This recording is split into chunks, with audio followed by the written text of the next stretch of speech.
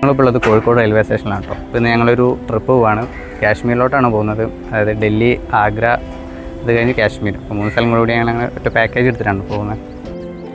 കഴിഞ്ഞ 2 വർഷമായിട്ട് ഇത് പ്ലാൻ ചെയ്യുന്നുണ്ട്. അപ്പോൾ കഴിഞ്ഞ മുന്നത്തെ വർഷം ഞാനൊരു ഫ്രണ്ടൊക്കെ കൂടി പ്ലാൻ ചെയ്തിരുന്നു, അന്ന് പോകാൻ പറ്റിയില്ല. കഴിഞ്ഞ വർഷം നമ്മൾ കല്യാണം കഴിഞ്ഞിട്ട് ആദ്യത്തെ വർഷമായിരുന്നു, അന്ന് ഞങ്ങൾ പ്ലാൻ ചെയ്തിരുന്നു. അപ്പോൾ അവസാന നിമിഷമാണ് കഴിഞ്ഞ വട്ടം ഡ്രോപ്പ് ചെയ്തത്. ഒരു ഫിനാൻഷ്യലി ഒരു ബോർഡൊക്കെ ഉണ്ട്, കഴിഞ്ഞ വട്ടം പോകാൻ പറ്റിയില്ല. ഈ വർഷം എന്താണെങ്കിലും പോകണം വിചാരിച്ചിറങ്ങിയതാണ്. കാര്യങ്ങളൊന്നും സെറ്റായിട്ടില്ല, എന്നാലും എങ്ങനെയാലും ഈ വർഷം തന്നെ പോകണമെന്ന് ഉറപ്പിച്ചിറങ്ങിയാണ്.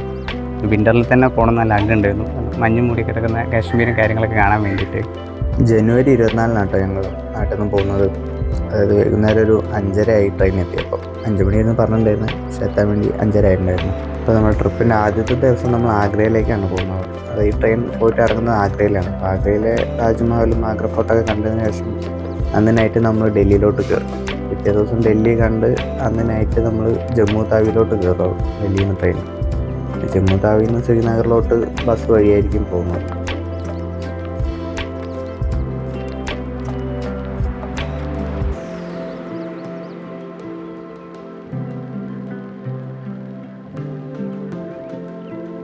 ഇവള് പിന്നെ രാത്രിയോ പകലൊന്നുമില്ലാതെ 7 നേരം ഉറക്കം തന്നെയാണ്. ഞങ്ങൾ പോകുമ്പോൾ സ്ലീപ്പർ കോച്ചിലായിരുന്നു പോയിട്ടുണ്ടായിരുന്നത്.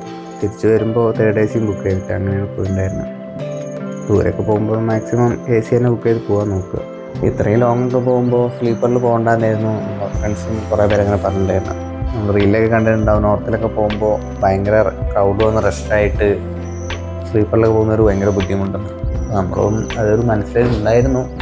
പക്ഷേ എന്താ, നമ്മൾ ഡൽഹി എത്തുന്നവരെ അങ്ങനെ ഒരു കുഴപ്പമുണ്ടായില്ല, സുഖമായിട്ട് പോയി. സ്ലീപ്പറിൽ ആൾക്കാർ കയറി അങ്ങനത്തെ പ്രശ്നം ഉണ്ടായില്ലായിരുന്നു. അപ്പോൾ ഞങ്ങൾ പോകുന്നത് ഒരു പാക്കേജ് എടുത്തിട്ടായിരുന്നു. ഒരു ടീം ആൾക്കാരുണ്ടായിരുന്നു ഗ്രൂപ്പായിട്ട്. അപ്പോൾ അതിൻ്റെ കൂടുതൽ ഡീറ്റെയിലൊക്കെ അവസാനം ഇപ്പോൾ ഫുഡ് കഴിഞ്ഞിട്ട് പറയാം. എങ്ങനെയുണ്ട് പാക്കേജ്, കാര്യങ്ങളൊക്കെ എങ്ങനെയാണെന്നെല്ലാം ലാസ്റ്റിൽ പറഞ്ഞുതരാം. സ്റ്റാർട്ടിങ്ങിൽ പറഞ്ഞ പോലെ തന്നെ ഇതെൻ്റെ ഒരു ഡ്രീമായിരുന്നു, ഇങ്ങനെ മഞ്ഞത്ത് കാശ്മീരിൽ പോകണം.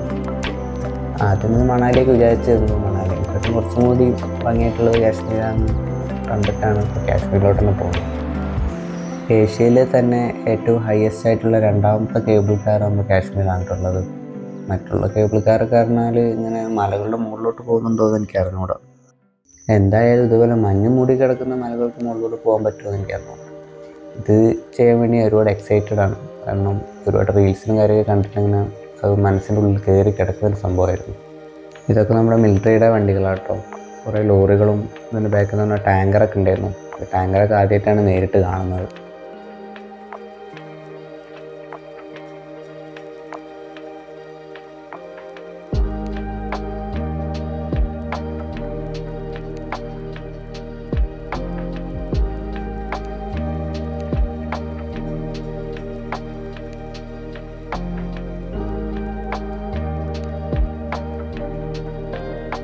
പോകുന്ന വഴിയിൽ ഒരുപാട് ഇതുപോലത്തെ പാലങ്ങളൊക്കെ ഉണ്ടായിരുന്നു.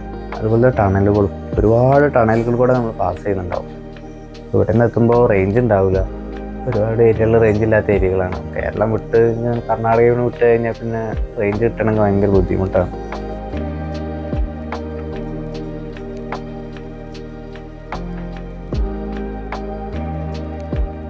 ഇവിടെ നിന്ന് കയറി 2ാമത്തെ ദിവസം രാവിലെ ആയപ്പോഴേക്കും നമ്മൾ ആഗ്ര എത്തിയിട്ടുണ്ടായിരുന്നു.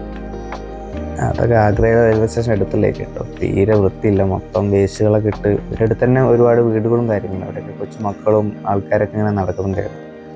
അതായത് ഒരു മതിലിന് തൊട്ടുപ്പുറമായിട്ട് മൊത്തം വേസ്റ്റൊക്കെ ഇട്ട് അങ്ങനെ അലമ്പായി കിടക്കുകയാണ്. ഇതാണ് Agra railway station.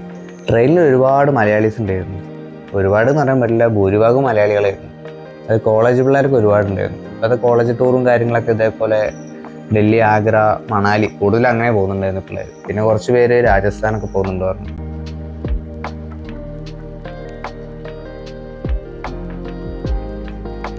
Railway station ഇറങ്ങി നമ്മൾ അടുത്ത് റൂമിലോട്ട് ഫ്രഷപ്പ് ആകാൻ പോകണം. അപ്പോൾ അതിനായിട്ട് ഒരു ബസ്സായിരുന്നു അവർ അറേഞ്ച് ചെയ്തിട്ടുണ്ടായിരുന്നു. അപ്പോൾ അതിൽ കയറി നമ്മൾ റൂമിൽ പോയി അടുത്ത് ഫ്രഷപ്പായിട്ട് താജ്മഹൽ കാണാനാണ് ആദ്യം തന്നെ പോകുന്നത്.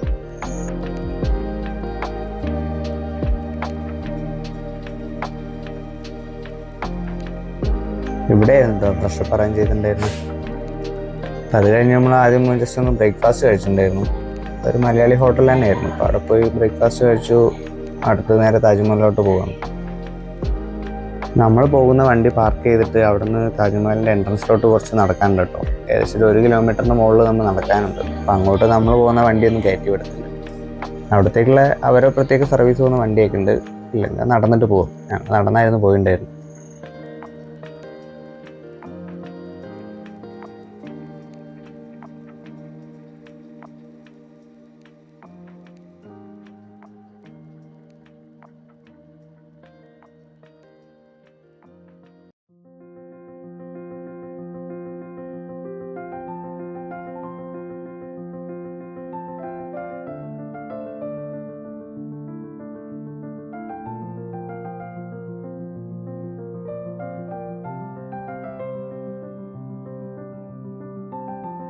ഇതാണ് കേട്ടോ താജ്മഹലിലോട്ടുള്ള പ്രധാന എൻട്രൻസ്.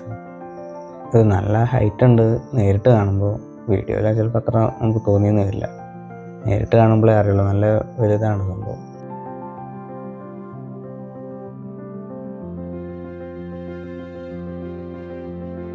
ഞാൻ ഫോട്ടോയിലും വീഡിയോയിലൊക്കെ ഒരുപാട് കണ്ടിട്ടുള്ളൊരു സ്ഥലമുണ്ട്. ഇതൊക്കെ ഒരു ഏരിയ. ഇവിടെ നിന്നാണ് കൂടുതൽ പേരും റീൽസും ഫോട്ടോസൊക്കെ ഇങ്ങനെ ഷൂട്ട് ചെയ്യുന്നത്. പക്ഷെ നമ്മളും എടുക്കണമെന്ന് വിചാരിച്ചാണ്. പക്ഷെ നല്ല തിരക്കായിരുന്നു. റിപ്പബ്ലിക് ദിനത്തിന് അന്നേരം നമ്മളവിടെ എത്തിയിരുന്നു. അതുകൊണ്ട് തന്നെ നല്ല തിരക്കുണ്ടായിരുന്നു. അതുകൊണ്ട് ഫോട്ടോ എടുക്കലും കാര്യമൊന്നും നടന്നില്ല. തൽക്കാലം കുറച്ച് വീഡിയോസൊക്കെ ഷൂട്ട് ചെയ്യാൻ വെച്ചിട്ട് ഉള്ളിൽ കയറി. ഉള്ളിലും നല്ല തിരക്കുണ്ടായിരുന്നു. രാവിലെ 6 മണിക്ക് തന്നെ താജ്മഹൽ ഓപ്പൺ ആവും. ആ സമയത്തൊക്കെ വന്നു കഴിഞ്ഞാൽ തിരക്കില്ലാതെ നമുക്ക് ഫോട്ടോസും വീഡിയോസൊക്കെ എടുക്കാൻ പറ്റും. പക്ഷെ നമ്മളിങ്ങനെ എല്ലാം കൂടെ ആയിട്ടുള്ള ഒരു ടൂർ വന്നതുകൊണ്ട് പിന്നെ അത്ര നേരത്തെ അവിടെ എത്തലൊന്നും പോസിബിൾ അല്ലായിരുന്നു. കാരണം നമ്മൾ ട്രെയിൻ ഇറങ്ങി വന്നത് തന്നെ 10 മണി കഴിഞ്ഞിട്ടാണ്. അതുകൊണ്ട് പിന്നെ ആ ഒരു കാര്യം എന്തായാലും നടക്കത്തില്ല. താജ്മഹൽ കണ്ടു കഴിഞ്ഞതിന് ശേഷം ആഗ്ര ഫോർട്ട് കൂടി പോകണം എന്നായിരുന്നു നമ്മുടെ പ്ലാന്. പക്ഷെ ഞങ്ങൾ വന്ന് ഏകദേശം ഉള്ളിൽ കയറി ഇറങ്ങിയപ്പോൾ 3 മണി 4 മണി ആയിട്ടുണ്ടായിരുന്നു. പിന്നീട് ഇറങ്ങിയിട്ട് അവിടെയും കൂടി കവർ ചെയ്യാൻ കുറച്ച് ബുദ്ധിമുട്ടുണ്ടായിരുന്നു. കാരണം നമുക്ക് 6 മണിക്കായിരുന്നു അടുത്ത ട്രെയിന്. അതായത് ആഗ്രയിൽ നിന്ന് ഡൽഹിയിലോട്ടുള്ള ട്രെയിന് 6 മണിക്കായിരുന്നു ബുക്ക് ചെയ്തിട്ടുണ്ടായിരുന്നു. അപ്പോൾ അതിന് മുന്നേ നമുക്ക് റെയിൽവേ സ്റ്റേഷനിൽ എത്തേണ്ട ഒരു ബുദ്ധിമുട്ടുള്ളത് കൊണ്ട് തന്നെ ആഗ്ര ഫോർട്ടിൽ നമ്മൾ പോയില്ലായിരുന്നു.